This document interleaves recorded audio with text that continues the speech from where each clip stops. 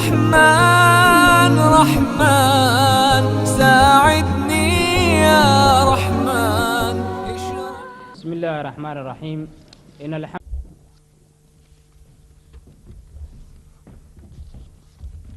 بسم الله الرحمن الرحيم. haddana waxaa noo bilaabanaysa muxaadaradii koowaad oo uu soo jeedinayo sheekh maxamed macalin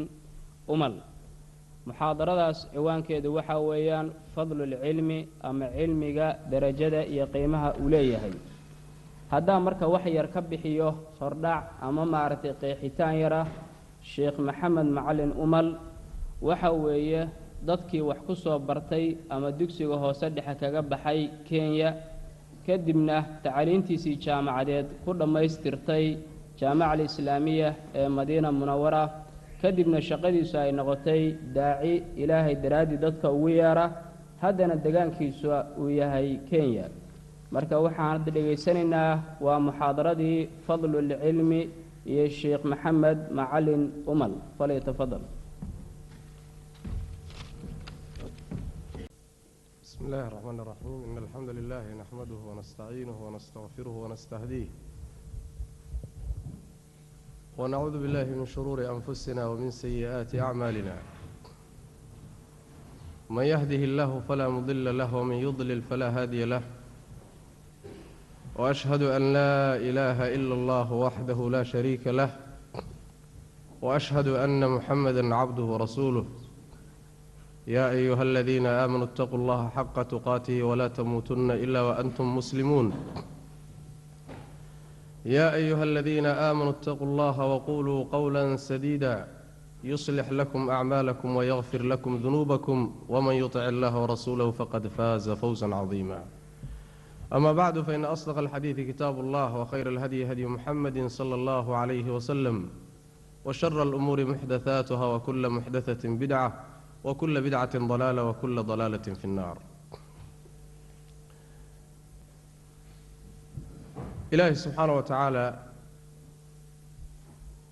محاضرة إنتنا قد قلين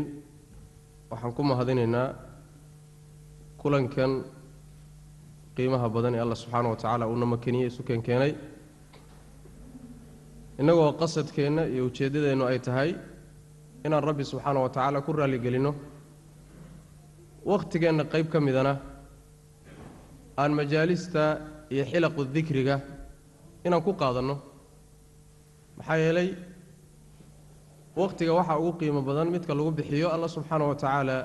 dhikrigiisa iyo wacdigiisa dhageysigiisa iyo wax kasta oo acmaal ama aqwaal oo raali gelinaya waqtiga lagu qaato ayaa ugu qiimo badan. waxaan kana Allah subhanahu wa ta'ala uga mahadnaqaynaa inuu naga dhigay dad muslimiin ah, oo naga dhigay iimaankana waafajiyay. waa nicmo weyn iyadana. alxamdulillahi alladhi hadana lihada wama kunna linahtadiya lawla an hadana Allah. Allah subhanahu wa ta'ala wuxuu mahad ku leeyahay inuu iimaanka nagu hanuuniyay. hadduusan gacantana qaban lahayn oo san hanuunin lahayna mayna noo suurta gasheen inaan hanuunno caqlikaana wala khibrataana ولا أوتنا أمانا كهلن إن كهنونه. لكن إلهي سبحانه وتعالى يعني فضلك سي إحسانك سنوه هنوني نعمة بحياتي وين إن الله نسي سبحانه وتعالى ونعمة الإسلام. أنت كذب محاضرة عوان كيضو وفضل العلم. واحد من مدارنتين علاقة أذك إلا لهذا هاي عوانك مؤتمرك وهو الطريق إلى النجاح. jidka nabadgelyada. maxaa yeelay markii la yiraahdo ma huwa at-tariiqu ila an-najaa, jidka nabadgelye loo maray muxuu yahay? jawaabtu waxay noqonaysaa sidii Sheekh Abdi Rashiid uu ku jawaabay al-kitaabu was-sunnah. kitaabka Allah subhanahu wa ta'ala iyo sunnadii nabiga sallallahu alayhi wasallam. yaani jidka islaamka ayaa nabadgelye adduun iyo mid aakhiraba lagu gaadhaa. tilaabada ugu horeysay marka wax weeyaan jidkii nabadgeliyo. marka doonayso inaad cagta saarto oo qaado, marka doonayso tilaabada ugu horeysay wax weey at-ta'allum. yaani jidka marka doonayso inaad qaado oo islaamka inuu yaan ku qeexnay waxa laga maarmaan horta inaad ogaato ma huwa al-islaam, محوية إسلام محيتها وجدد محل ولا جدا كلمة أيضا معناها حمبار سنتها محيتها محيكا دونيسا محيكا ريبيسا مركا كدب أياكو صورة قال إن القادو محي لي يعني عاديا بوحة لو يقانا شد مركا القاضيسو أنت هذا قادين وإن دوغاتو شد كان أنتو دركي سوداني هاي معالم تهريري سكور يكسن يخطرتك إيمان كرتا سهيدا أدوسي باهنتا أنت شد كاسي هايسو بعد ذلك شد كان كذاتا يولك يماشى وجود ما يسكو جارسين دوم يعني وين هاد معلومات كهيسو شد أنت هذا قادين لكن شد إسك مجهول ودن قرني إنه وحنا قدام بين دونه يعني عيد إسك قاضي سمجت علمي مركا يفضل العلم عوان كذو عوان كني على قوي برنتي للي هاي يعني runtii waxa mudaa in macna wax weeyaan in lagu hormariyo oo isaga lagu bilaabo lafteeda yaani ladiifa ku jirta mar inta hadan kaga baxo muqaddimada cilmigu waxa weey bimaana garashaw al-ilm huwa al-ma'rifa garashaw macnahaas hadii uu yahayna waxa inuu fiican yahay oo qiimo leeyahay oo in la raadiyo ay laga maarmaan tahay kulli waxa isku waafaqsan khalqiga oo dhan ba isku waafaqsan basharka oo dhan iyo yaani wax weey thaqalaynka insiga iyo jinniga iyo qeyrkoodba waxa isku waafaqsan yihiin cilmiga iyo garashada raadinteeda iyo jahliga iyo mugdigiisa ka cararkiisa waa mas'ala muttafaqa ma ijmaaca ala mustawa al-khalqi mas'ala khilaaf ku jira ma أديانتي الله سبحانه وتعالى وسودة شيء ورسوش أسود ديبينا رسوشيسي كل جود برنامج كأيوه يران ومضاها كاسوها إن الله سبحانه وتعالى وحي أسود شيء أي برتان علمي جمركا كلمة أهان معناها ضدوبنا حنبارسنتها هاي وحويان ومقصد أم هدف أو خلق جوردن ودرادين يوم ما مسلمين تكلية إنه جوني كوي علمي لكن أنا كان كهلا إنه مركان لنا هاي فضل العلم وعلمك الشرعي قوي وعلمك الشرعي قوي علم الكتاب والسنة علمك الكتاب كإله سبحانه وتعالى يا سنة النبي صلى الله عليه وسلم كويا لكواوي علمك كلا قوي علمك كلا لوبا هنا طبي كوتشري معناه واحد ويان إنجنيرية دي كوتشرتي معناه واحد بيرها هي علومته كوتشرتي بدي علومته كوتشرتي قوي علمك كلا أسوق بوسكم الله مياه شرعي بوس وكله لكن إن لسكوب بوريو ما بهنا يسوق إن لسكوب بوريو أو لسوق باقو لسوق يرو ما بهنا صوب كوسن وبهنا إنه واحد ابن آدم كإله سبحانه وتعالى وحب قلبه يسكوب بيري تلقائيا وحب بيري غريزة شعيل الدنيا شعيل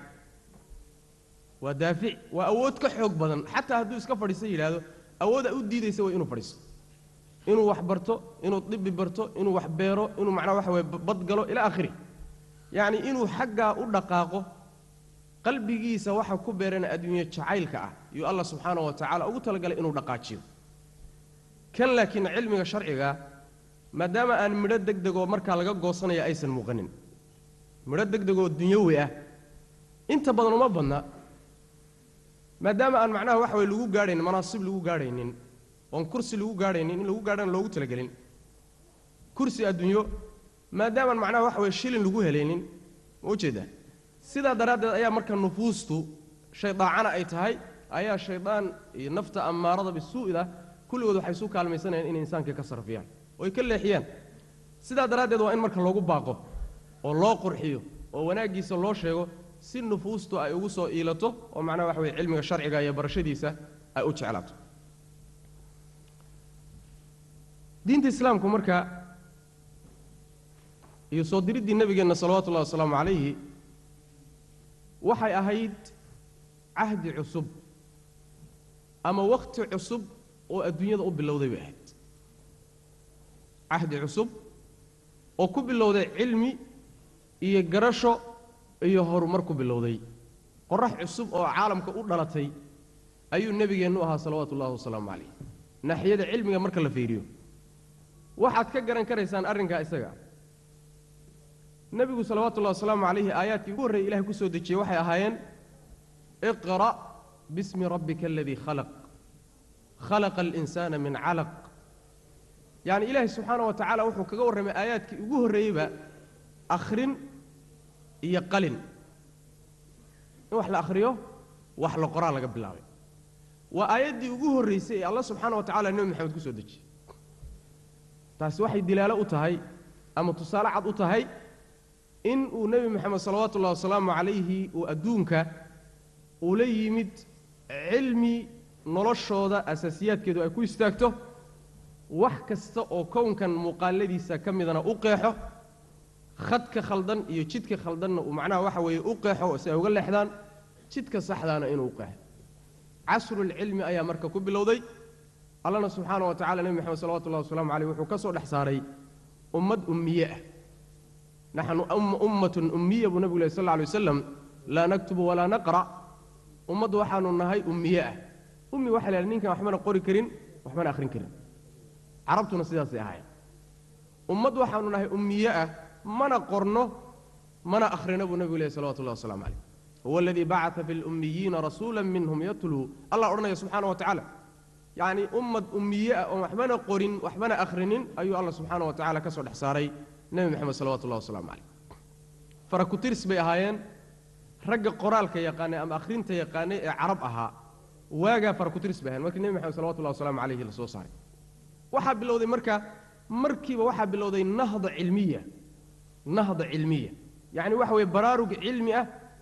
iyo toositaan cilmi ah oo dadkii ay qaataan cilmigii sharciga ahaa qoriddii la barto akhrintii la barto ilaahay subxaana wa tacaala wuxuu leeyahay la barto waajibaadkiisa uu ku leeyahay khalqigiisa xuquuqdiisa la barto yacni waxa weeyaan la barto calaaqaadka macnaha waxa weyaan udhaxayn kara bulshada ee saxda ah la barto xataa waxa weeye qaabkii loo noolaan lahaa ee adduunyada loogu noolaan lahaa la barto sunanka kowniga ee halaagga keena jidka haddii la maro ummaduhu ku halaagsamaanee ummadihii hore halaagay jidka haddii la maro lagu badbaado ee macnaha waxa weye badbaadada keeni kara yacni sacaadada iyo liibaanta adduunyo ee midda aakharo jidka keeni kara iyo shaqaawadiiyo ayaan darrada aakharo iyo midda adduunyo jidka keeni kara in markaasi macaalimtuu nebigu qeexa salawaatu ullahi wasalaamu calayh ayaa marka bilaabtay dadkii marka inay ay bartaan oo marka ay ku baraarugaan ayay bilaabeen nahdada cilmigaas ayuu nebigeennu salawatu ullahi wasalaamu calayhi ayuu marka iyo kitaabkeennu iyo sunnada nebiguba sal alla alay wasalam ay ummaddii u horqaaday waxaad garanaysaan marka muddo gaaban kadib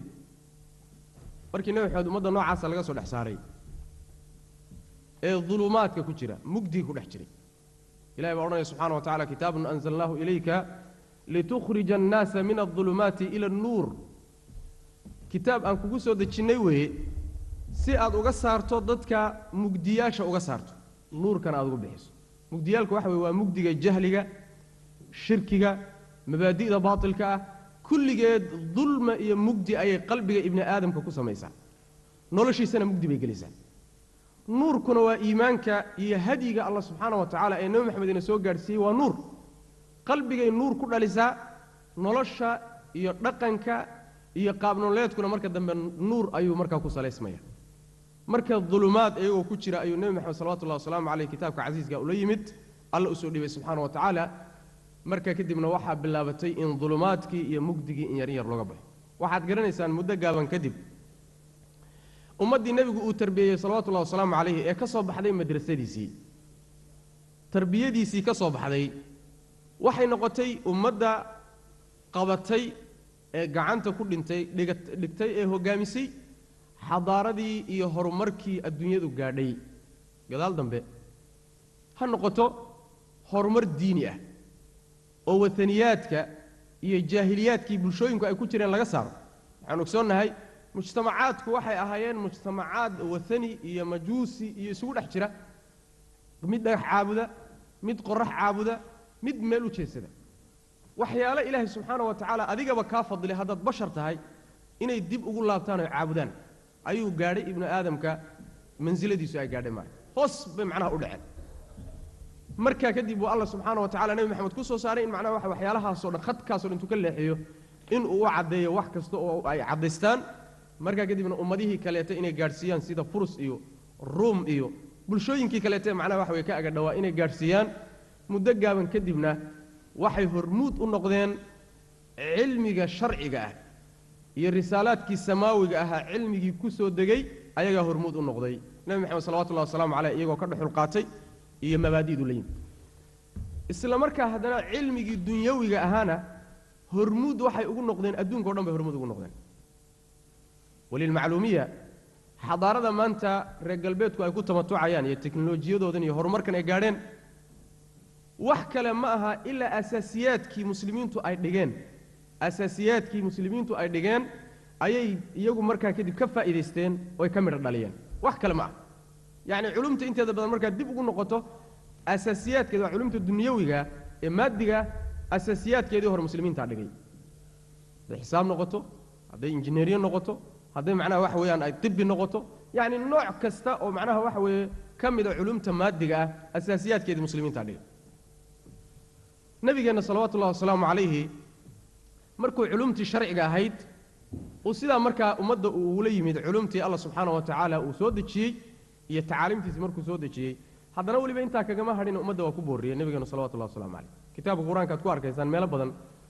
isagoo alla subxaana wa tacala inoogu baaqayo inoogu yeedhaya in aan wax baranno oo aan wax garanno oo wax inoo kala caddaadaan oo wax kala caddaysanno in badan baa alla subxaana wa tacala inoogu baaqaya bal waxaa la yidhaahdaa culimmadu yidhahdaan shay nebigeenna salawatullahi wasalaamu calayhi qur'aanka dhexdiisa ay ku soo aroortay inuu ilaahay weydiistay inuu u siyaadiyo ma ay jirto ilaa cilmiga mooyaane allah subxaana wa tacala wuxuu leeyahay waqul rabbi zidnii cilmaa waqul rabbi zidnii cilmaa waxaad tidhahdaa nebi allow ilaahay waxaad ii kordhisaa ood ii siyaadisaa cilmi ii siyaadi waa cilmiga sharcigaa wey ilaahay cilmi ii siyaadi sidaas ilaahay ka bari baa nabigeena lagu yidhi salawatullahi wasalaamu calayh cilmigu markaa khaasatan cilmiga sharciga cilmulkitaab wasunna oo cilmiga hadda aan ka hadlaynaa waxa weeyaan waxaa ku salaysan cibaadaadkeenna iyo caqiidadeenna iyo nolosheenna kulligeed intaadan dhaqaaqin inaad ogaataa loo baahaya intaadan dhaqaaqinooda ku tilaabsanin xataa caqiidada iyo tawxiidka laa ilaaha ila allah muxamadun rasuulullah allah subxana wa tacala cilmi buu ka hormariyey faclam annahu laa ilaaha ila allah faclam ogow baa la yidhi oo cilmi u yeelo oo garo inuusan jirin mid xaq lagu caabudo inuusan jirin ilaa alla mooyaane subxaana wa tacaala alle kaloo xaq lagu caabudo ma uu jiro middaa iyada aqoon u yeelo oo gara baa la yidhi soo ruknigii koobaad ee arkaanta tawxiid ka mid ah ama sooma arkaanulislaam ka mid ah rukniga labaad markaad u timaado alla subxaana wa nabigeenna salawatullahi wasalaamu calayh wuxuu leeyahay salluu kamaa ra'aytumuunii usallii u tukada saad igu aragteen anoo u tukanay sidee baan nabiga u aragnay salawatullahi wasalamu alay isagoo ku tukanaya waxaan ku aragnay axaadiistii iyo qaabku u tukan jiray iyo qaabku u isa qaadan jiray iyo qaabku u cibaadaysan jiray kulligeed ayadoon xabid ka maqnayn bay inoo taalla maxaa loola jeedaa marka barta marka hore qaabkaad u tukan lahaydeen markaa kadibna nebiga kaga dayda salawatullahi wasalaamu calayh cumuumanna nebigu salawatullahi wasalaamu caleyh xajkoo kale markuu joogay waa kii odhan jiray khuduu cannii manaasikakum acmaashiinnii xajka iyo qaabkaad alle ugu dhowaan lahed u cibaadaysan lahaydeen iga qaata buu nebigu lehy salawatullahi waslamu calayh marka camal ma asaxayo biduuni cilmin diintana in taqliid iyo aabba ka soo gaadh iyo sidanaan soo arki jiray aad ka dhigto aad uga dhigta aasaas uga dhigtahay waa khalad waa inaad aasaas uga dhigto kitaabka ilahay buu ku yaallaa sunnada nebigu ku yaallaa yacni waxa weye kutubta ahlulcilmigu ku yaalla waa inaad saasaa uga dhigto laakiin waxa weeye xaggaa loo sii jeesaa u sii jeeso laa ilaaha ila allahu baa layska yidhahdaa oon soo gaadhay iska dheh warkaasi war socon doona ma ah warkaasi war socon doona ma ah ruuxa muslimkaa marka ilaahay subxaana wa tacaala maadaama uu ku siiyey adawaadkii aad wax ku baran lahayd iyo qalabkii iyo ajhizadii maadaama uu ku siiyey waxaa lagaa doonaya inaad adeegsato ilaahay subxaana wa tacaala waxa uu ku siiyey caqligii wax weelayn lahaa waxa uu ku siiyey indhihii aad wax ku arki lahayd waxa uu ku siiyey maqalkii aad wax ku maqli lahayd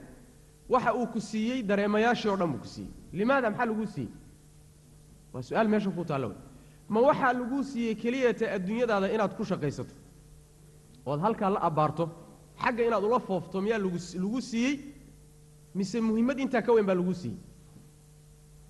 jawaabtu waxa weye muhimmad intaa ka weyn baa laguu siiyey awalan wa qabla kulli shay waxaa laguu siiyey inaad rabbigaa ku barato subxaana wa tacaala inaad alla ku garato kama aadan mahadnaqin nicmooyinkaa iyagee lagu siiyey alla subxana wa tacala haddaad ku baran weydo diintiisana aad ku baran weydo waad ku kufriday nicmooyinka ayaga allah subxaana wa tacaala uu ku siiyey waana nicmo laysa siiyey kuwa ugu waaweyn bay ku jiraan marka saa daraaddeed buu alla subxaana wa tacaala meelo badan oo kitaabka ka mid ah oo inugu baraarujinayaa yacni muhimmadda ay leeyihiin xubnaha allah subxaana wa tacaala inugu rakibay iyo hadafka laga leeyahay oo ah inaad rabbigiin ku barataan subxaana wa tacaala ninkaan hadafkii allihii ku garaninna waxa weeyaan in aysan ku oolin baa u dhaami lahayd inaysan ku oolin ayaa u dhaami lahayd maxaa yeelay berrinta kuwa lagugula xisaabtami doona ee lagugu ciqaabi doona iyaga wey waqaaluu low kunnaa nasmacu aw nacqil maa kunnaa fii asxaabi saciir bay odhanaya haddaannu wax maqli lahayn ama aannu wax yacni waxa weye fahmi lahayn maanaa naarta saciirileeda galleen bay odhanaya marka fahamka aad caqliga ilaahay ku siiyey iyo indhaha ilaahay ku siiyey iyo dhagaha ilaahay ku siiyey subxaana wa tacaala wuxuu ugu talagalay inaad kaga mahadnoqdo isaga ku barato iyo diintiisa awalan wa qabla kulli shay marka kadib adduunyadu markaa iyadaaba iska imaan doonto waaba qasab maadaama xubinkii kugu yaallo waad isaga adeegsan laakiin waa inaad tilaabada ugu horraysa aad dhigto ilaahay subxana wa tacala diintiisa inaad ku barato sidoo kale alla subxaana wa tacaala isagoo tilmaamaya cilmiga iyo fadliga uu leeyahay ayaa wuxuu leeyahay qul hal yastawi aladiina yaclamuuna waaladiina laa yaclamuun miyay siman yihiin dadka cilmiga leh ee garashada leh iyo dadkaan cilmiga lahayn ma siman yihiin jawaabtu ma sinna wey inaysan sinnayna waa inoo imaan doontaa xadiista nebiga sal lla lay slam bay inoogu imaan doontaa ma ay sinna bal waxaa ilaahay uu ku miaalin doonaa nebigu salawatu llahi wasalaamu calayhi ninka jaahilka ah ee cibaadaysanaya iyo ninka caalimkaa ee cilmiga leh waxay ka dhigan yihiin oy la mid yihiin oo la tood yihiin sida dadka ugu macna ruuxa ugu fadli yar ujeeda ugu fadli yar ummatu muxamedka iyo nebi moxamed salawatu llahi wasalaamu caleyh intay isu jiraan intaasoo kale isu jiraan waxaa inoo imaan doonta sidoo kale inay isu jiraan sida macnaha waxa weeyaan dayaxa iyo xidigaha caadiga oo kaleeto wax isku ilaysa ma ah fadaa'isha marka waxa weeye dadka cilmiga leh dadka jahliga uu ku jiro ay macnaha waxa weye ka leeyihiin way inoo imaan doontaa aayadduna macnaha waxa weeye allah subxana wa tacala wuxuu ku tilmaamayaa in aysan sinnayn labadaa qolo dadka cilmiga leh ee cilmiga sharciga garashada u leh iyo dadka aan garashada lahayn allah subxaana wa tacala meel kale wuxuu ku leeyahay yarfac illaahu aladiina aamanuu minkum waladiina uutuu lcilma darajaat iimaankii baa lala xidhiidhiyey dadka mu'miniinta ah ee iimaanka la yimid iyo dadka cilmiga u saaxiibka ah darajooyin sarsaru allah subxaana wa tacala kor u qaadi doonaa kor buu alla subxana wa tacala darajaad sare ayuu siin doonaa waxa lagu siinaya waxa weye iimaanka dadkii kaleba waa la wadaagaane cilmigaas ay macnaha waxa weye la dheerinayey macnaha waxa weye lagu siinaya kaasaa lagu siinaya maxaa yeelay waa warasatu alambiyaa ambiyada dhaxalkoodiiba hayaan ambiyada dhaxalkoodii ayay hayaan ambiyaduna shilin lagama dhaxlin dirham iyo diinaar maysan dhaxal siinin dadka laakiin waxay dhaxal siiyeen cilmi bay dhaxal siiyeen cilmu lkitaabi wasunna cilmu lkutub asamaawiya ayay dhaxal siiyeen cilmigaana yaa soo xambaaray dadkii ahlulcilmigaa baa soo xambaaray mansiladii marka ambiyada iyo mas-uuliyaddii ambiyada ayay xambaarsan yihiin sidaa daraaddeed ayuu alla subxaana wa tacaala fadiladaa iyadaa u siiyey bal aayadda qur-aanka alla subxana wa tacala kale wuxuu ku tilmaamayaa cid kaleba inaysan ilaahay ka cabsanin cabsidiisa dhabtaa ilaa dadka culimada mooyaan inamaa yakhsha allaha min cibaadihi alculamaa ilaahay subxaana wa tacaala waxa uun ka cabsada addoommadiisana ka mid ah dadka cilmiga leh oo kuwa kale kama cabsadaan miya cabsidoodu hadday ka cabsadaan xataa ma gaadhsiisna meeshii la rabay maxaa yaele cabsidu waxay ka dhalataa garashaday ka dhalataa markaad shayga weynankiisa iyo cadamadiisa iyo mansiladuu leeyahay iyo derajada uu mutaysan yahay aad garanayso markaa kadib ayaa cabsidaadu xaqiiqi noqon karta laakiin haddaad jaahil tahay jahliga cabsida ku timaadaaye cabsidii xaqiiqiga ahayd ma aha cabsi kaamila ma aha laakiin waa cabsi naaqisa wey waana midda yani cabsida kaamilka waa midda loo sugayo culimmada loo sugayo lagana anfinaya dadka kaleeto aayad kalena alla subxana wa tacala wuxuu ku leeyahay isagoo macnaha waxa isku xijinaya isaga iyo malaa'igtiisa iyo ahlulcilmigu isku daba xidhay shahida allahu annahu laa ilaaha ilaa huwa waalmalaa'ikatu wa ulu lcilmi qaa'iman bilqist ilaahi subxaana wa tacaala wuxuu ka marag kacayaa oo markhaati uu ka yahay mid xaq lagu caabuday inuusan jirin isaga mooyaane malaa'igtiisuna iyaduna markhaati bay ka tahay ahlulcilmiguna iyaguna markhaati bay ka yihiin ilahi subxana wa tacala waa isku xijiyey mansilada saddexaad buu dejiyey malaa'igtuu ka hormariyey waxaa loo baahan yahay marka ruuxa muslimka ee islaamnimada sheeganaya dadaalkiisa ugu weyn inuu noqdo sidii ilaahay subxaanahu wa tacaala wuxuu faray iyo wuxuu ka reebay u ogaan lahaa inuu barto oo cilmi la yimaado oo uu mansiladaa iyadaa siduu ku gaadhi lahaa ku dadaalo waa masale laga maarmaana wey sideedabana haddaad aragto ruux cilmiga ka sii jeeda oo cilmiga sharciga inuu barto diyaar aan u ahayn khayr ilaahay lamuusan doonin subxaana wa tacaala daliil waxay u tahay inuu maxruum yahay daliil waxay u tahay ninkaas sii jeesaday cilmiga sharciga ka sii jeesaday inuu yahay nin macnaha waxa weeyaan ayaan darro ku sii jeeda nin lubay oo dhul hayjad ah ku lumay inuu yahay ayay daliil u tahay maxaa yeele nabigeena salawatullahi wasalaamu calayh xadiidka mucaawiya ee muttafaq calayhiga ayaa nebigu wuxuu lehy sal alla alay wasalam man yurid illaahu bihi khayran yufaqihu fi ddiin ninkuu ilaahay subxaana wa tacaala khayr la doono diintuu fahansiiyaa diinta ayuu baraa inuu diinta barto ayuu u layliyaa jidhkiisa oo qalbigiisa u layliyaa mafhuumka xadiidka laga fahmaayo waxa weeye ninkii ilaahay uusan khayr la doonina diinta ma fahansiiyo meelo kalea loo sii qaadaa ma ujeedaa shaydaan baa loo macnaha waxa weye dabada looga lulaa markaa kadibna cilmi sharcigana ku soo leexan maayo camalna waaba kasii xag jiraaba ninkii ilahay khayr la doono subxaana wa tacaala cilmigii waafajiyaa oo barashada diinta islaamkaabuu waafajiyaa oo xagguu u jeediyaa rabbi subxaana wa tacaala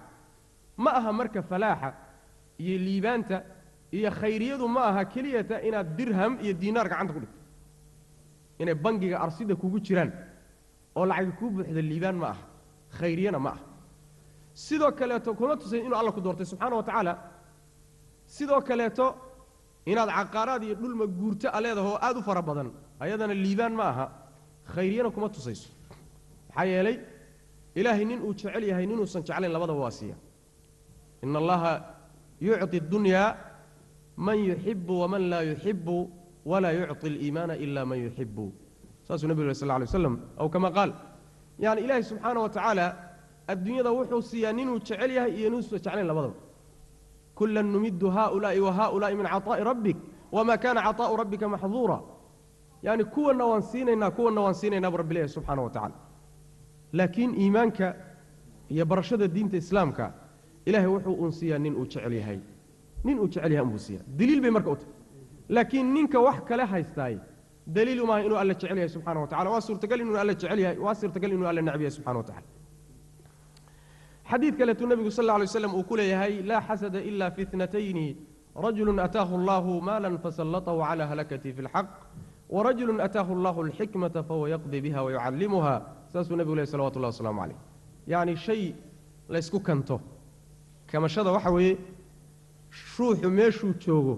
iyo waxa uu haysto asagoo aysan ka zuulin oon laga qaadin inuu ilaahay ku gaadhsiiyo meeshiisoo kale inaad jeclaysato yacni ilaahay cilmi buu leeyahay anigana cilmi isii ilaahu xooluhu haystaa ee xoolo isii isagana kiisa ha ka qaadin taasaa kamashada la yidhahda marka shay laysku kanto oo la yidhaahdo ilaahu yaa i gaadhsiiye meeshiisoo kale ma ajirto ilaa laba mooyaan laba nin ama laba ruux ayaa la kaman lahaa dee cid uun la kamanayo ayaa kamasho ku habboon labada nin mid waxa weeye nin ilaahay subxaana wa tacaala xoolo uu siiyey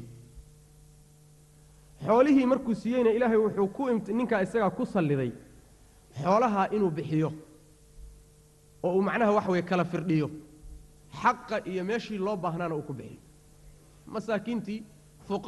fuqaradii mashaariicdii khayriga ahaa yacni jihaadkii iyo dadkii muslimiinta ee macnaha waxa weye gaaladu idihaadaysay ilaa aakhiri halkaa inuu xoolihiisii ku bixiyo oo kulligood halkaa macnaha ku sarfiyo ninka noocaasoo kale alla subxaana wa tacaala uu siiyey nicmada iyadaa ninkaasoo kale waa lagu kantaa ilahu halkaasoo kale igaadhsii waa la yidhahdaa nin bakhayla laguma kanto xoolihiisa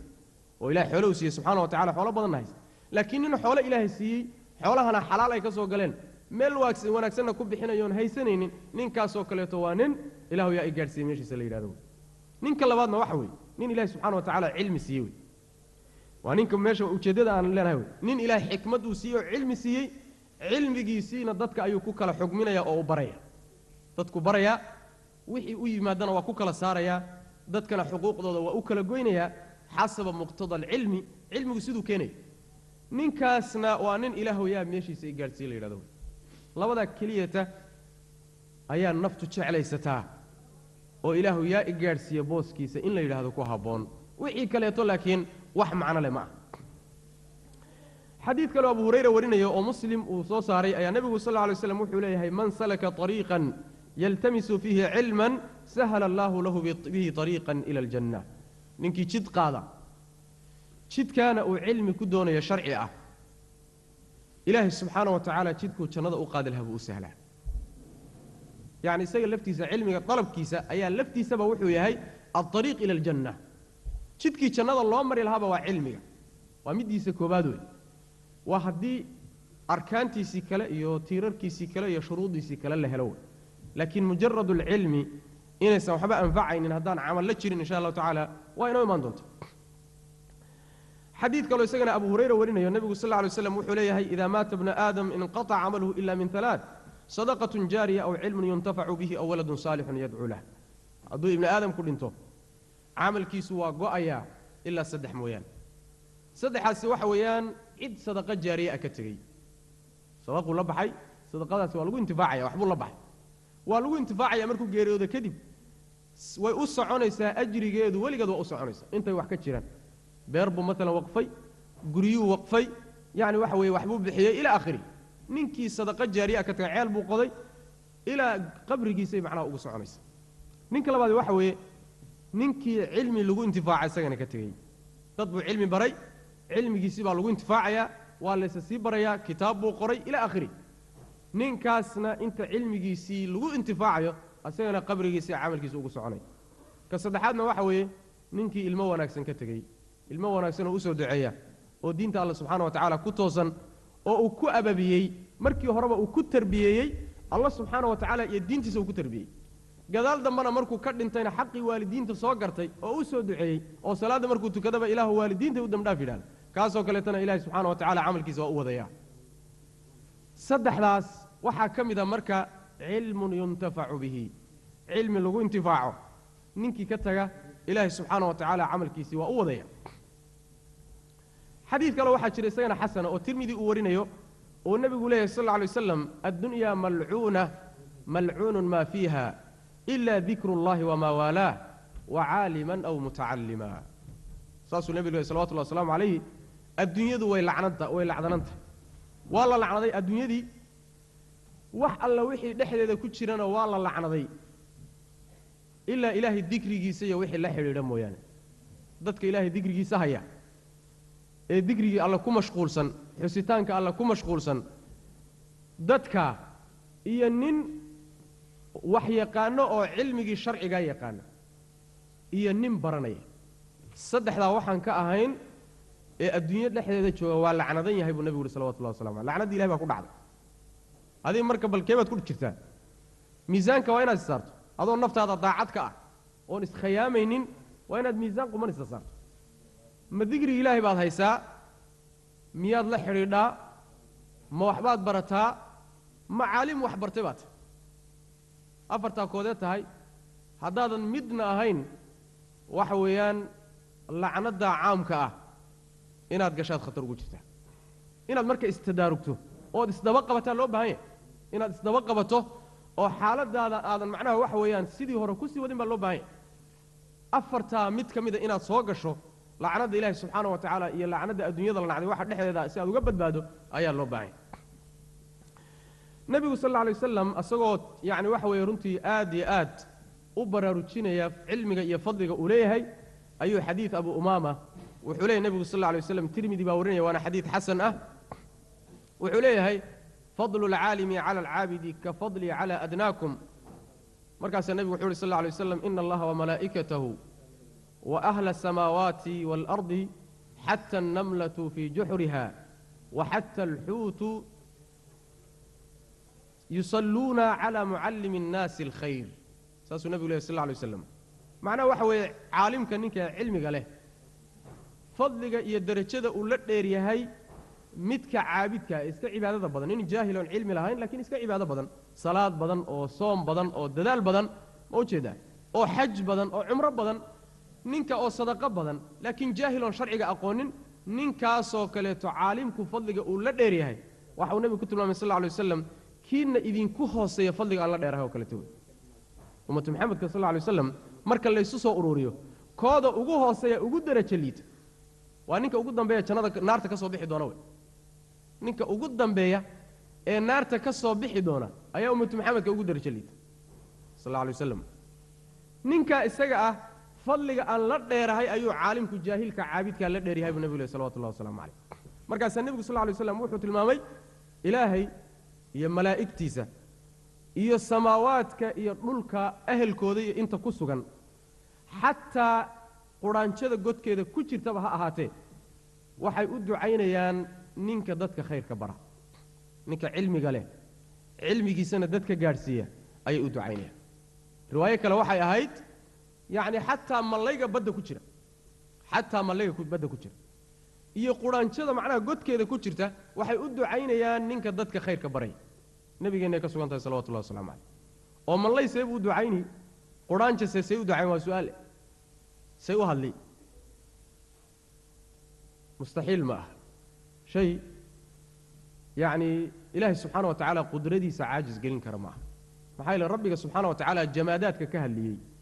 oo dhagaxa ka hadliyey oo geedka ka hadliyey awood waa u leeyahy rabbi subxaana wa tacaala inuu duca ka keeno qudhaanjada inuu duca ka keeno inuu samaawaadka iyo jamaadaadka iyo kulli inuu duca ka keeno alla subxaana wa tacaala waa awoodaa maxaa yeele alla subxaana wa tacaala qudradiisa iyo awooddiisa goorta waxa lagu qiyaasaayey yacni waxa weeyaan caqliyaadka ibni aadamka waa laga gudbi laakiin maqaayiisteenna aadamigaa markaan wax ku qiyaasno wax badan baa laga yaabaa inaan nidhaahno caqligaa diidayna maxaa yeele caqligeennu meel fog ma gaadhsiisna xad baa loogu talagalay xaddii sharci ilaahi subxaana wa tacaala uu siiyey garaadka iyo garashada uu siiyeyna ma uu dhaafi karay weligii hadduu si kasta u rafto ma uu gudbi karaya xaddii sharciga u jeexay marka dadkaasoo khalqigaasoo dhan ayaa u wada ducaynaya ninka dadka khayrka baraya ee wanaagga dadka ugu baaqaya yacni waxa weeye cilmigana leh ayay macnaha waxa weye khalqigaasoo dhan u ducaynaya waxaa kaloo ku tusaya iyadana fadliga cilmiga xadiidka abudardaa uu warinayo ee nebigu sal alla alay wasalam uu leeyahay man salaka طariiqan yabtagii fiihi cilman sahla allahu lahu طariiqan ila aljanna waina almalaa'ikata latadacu ajnixatiha liطaalib اlcilmi ridan bima yasnac waina alcaalima layastagfiru lahu man fi الsamaawaati waman fi اlأrض xata alxiitaanu fi اlma wafadlu اlcaalimi cala alcaabidi kafadli اlqamari cala saa'iri اlkawaakib waina alculamaءa warahaة اlanbiyaء waina alanbiyaءa lam yuwarithuu dirhama wala dinaara wainama warahuu اlcilma faman akhadahu akhada bixadin waafir saasuu nebigu leh sal lla alay waslam xadiidka tirmidi abu daawuud baa wariyey waana xadiid xasan awe wuxuu nebigu leh sal lla alay waslam ninkii jid qaada jidkaana uu cilmi ku raadinayo jidkii jannadu alla u sahlaa subxaana wa tacala waa xadiidkan soo marnay malaa'igtuna waxay garbaheeda u gogoshaa oo garbaha ay u dhigtaa ninka cilmiga dalbaya ayay garbaheeda u dhigtaa iyadoo raalli ka ah waxa uu raadinayo yacni waxay maqsuud ku tahay waxa uu raadinayay u socdo saa daraaddeed bay garbaheeda u dhigaysaa oo baalasheeda u fidinaysaa malaa'igta allah subxaana wa tacaala ee khalqi ilahi wax kuwa ugu fadli badan ka mid markaasaa nebigu wuxu uhi sal lla alay wasalam ninka cilmiga leh ruuxa cilmiga leh waxaa dembi dhaaf u weydiinaya samaawaadka iyo arlada waxa ku sugan oo dhan ilaa xataa mallayga biyaha ku jira xataa mallayga biyaha ku jira badda ku jira waxa weeye ilaahay buu subxaana wa tacala inuu dembi dhaafo u weydiinayaa fadliga ninka caalimka ee cilmiga leh ruuxa cilmiga leh uu la dheer yahay midka caabidkana waa fadliga uu la dheer yahay iyo derajada uu la dheer yahay dayaxu uu xidigaha kale la dheer yahay yacni isku iftiin maaha isumana dhowo dayaxu mid kuwa yacni derajada uu la dheer yahay iftiinka uu la dheer yahay kaasoo kaleeta ayuu la dheer yahay buu nebigu leh salawatullahi wasalaamu calayhi ambiyaduna yacni culimmaduna waxay dhaxleen ambiyadii bay dhaxleen ambiyadana lagama dhaxlin dirham iyo diinaar yacni adduunye lagama dhaxlin laakiin waxaa laga dhaxlayo dhaxal siiyeen oo dadka u reebeen cilmi bay u reebeen ninkii qaatana dheef wacan buu dhaxlay dheef wacan iyo nasiib wanaagsan ayuu dhaxlay ninkii macnaha dhaxalkaa ambiyada ka qadana haddee waxa weeyaan shay aad iyo aad u qiimo badan buu ka qaday saasuu nabigeenu sal alla alay waslam xadiidka isagaana ku tilmaamaya axaadiista haddaan ka soo gudubno oonu nimaadno ahlulcilmiga saxaabadii iyo kayrkood waxay ka yidhaahdeen cilmiga iyo fadliga uu leeyahay waxa uu leeyahay cali bni abi aalib radia allahu canhu wuxuu leeyahay kafaa bilcilmi sharafan an yaddaciihi man laa yuxsinu wayafrax ida nusiba ilayh wakafaa biاljahli daman أن يتبرأ منه من هو فيه عليه علمك وحا شرف أقفلا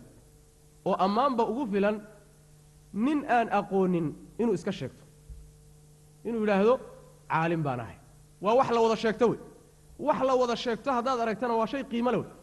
قيمة وحا أقفلا كي حتى جاهل كإنه إسكتري إنه عالمي oo markii loo tiiriyo la yiraahdo caalim way hebel inuu farxo oo kala badbato cilmiga taas amaan ugu filan buu jahligana waxa xumaan ugu filan buu ninkii jahilka ee kuba sugnaa ku tilmaana goorta loo lagu sifeeyo la yiraahdo war jahil baata inuu ka dagaalamo wadaad seebada aniga jahil iyo oran karta caalim baan ahay inuu diido isdiidsiyo ninkii ku sugnaa ayaa jahligana ugu filan yaani waxa weeyaan xumaan iyo liidnaan taas ugu filan buu أو مسلم الخولاني يسوره وحليه هاي مثل العلماء في الأرض كمثل النجوم في الأرض كمثل النجوم في السماء إذا بدت للناس اهتدوا وإذا خفيت عليهم تحيروا علماء يا علمه مثال كودية تصاله ذو وحوي دولك مركز شوغان واحد دقيه دولك وي سيدي سماض الحدقة أولى هاي دولك الحدقة أولى هاي وضدك أهل العلم قلبوا ليه سيدي حدقوه مركي انتي ضرورة فوشه كاقر صومان ضدكو أي أوريران وضدك سفرتا أي كلا قرنواين حتى اتجاهي أقلهم ساسو كلا قورتي علماء دولك اللي قوايو أي الله اللهم فتن يسهردي إيه معناها وحوي حقائق دي وإسكو قسنتها إيه ننكي حق لها إيه كي قر لها إيه كي قردر لها لكلا قرنوايو يعني وحي كتما دا قورت علمي إيه علماء دو اندراسان أما لقيمين ويوبوسك كبحان أو وحيالك كالتي الرؤوس كالتي الجهالك كالتي الضد أنا وحباب أغين قورتا انت الله رشعه وش ده هوغان كاللور ديبو أو النهاجة اللي يدان قورتا ويقورتا تلا أي فرحك بحان لا يسكون بابا أيو لنا وريريو حق يا باطل يننقر لي يننقر در لي من لقى القرن وايو معي قورتا وينبولي إمام الشافعي سونا وحوليه هاي طلب العلم أفضل من صلاة النافلة ليس بعد الفرائض أفضل من طلب العلم عليه هاي علمك طلب كيساء وحكفت ببنية هاي صلاة السنة وسيبوا قفت ببنية عاورنا هداد قبل تكوها يسوى صلاة الليل إيه تهجد إيه تراويح آد كترته إيه هداد مضالعة العلم إيه مجالس العلم آد فريضه مجالس العلم أكفت ببنية سيبوا قفت ببنية وحي قفت ببنية هاي علمي قوى متعدوي يعني غير كاب أتلابيا ومنفعة adiga aan ku koobnayn oo cid kale u tilaabayso laakiin salaada aad tukata adiga ku koobanta waxaana qaacida sharci ah manaaficda mideeda gudbaysa dadka gaadhaysa iyo midda kugu kooban midda dadka gaadhaysa mar walba ka fadli badan saasoo cilmigu uga fadli badan yahay salaada sunnada ah sidoo kale wuxuu leeyahay faraa'idda waxyaalaha waajibaadka ah shay ka soo hadhay oo cilmiga ka fadli badan haba yaraatee ma ay jirto taasoo imaam shaafici rahimahullahu ta'ala uu oranaya حديث كلا وحوليه أنشد قول كلا أوليه من أراد الدنيا فعليه بالعلم ومن أراد الآخرة فعليه بالعلم ننكي الدنيا دون يو علمك قادو لازم وحبرو ننكي آخرت دون يو يتشند دون يونا علمك قادو وحبرو لابد وضع علمي بالغو قاله لكن جاهل لما إناد ما يلا فريستاي الدنيا قاري ميسد آخرنا قاري ميسد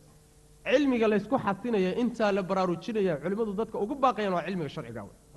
علم الكتاب والسنه way cilmiga kaleete ee dunyawiga aan soo tilmaanay asaga waxaan gaari doonaa xukunkiisa waa inoo iman doonaa insha Allah taala laakiin amaantan iyo fadaa'ishan faraha badan iyo khayrkan iyo darajaadkani cilmiga ka dhalanayaan waa cilmiga sharciga ah رحمن يا رحمن ساعدني يا رحمن اشرح صدري قرآن املأ قلبي قرآن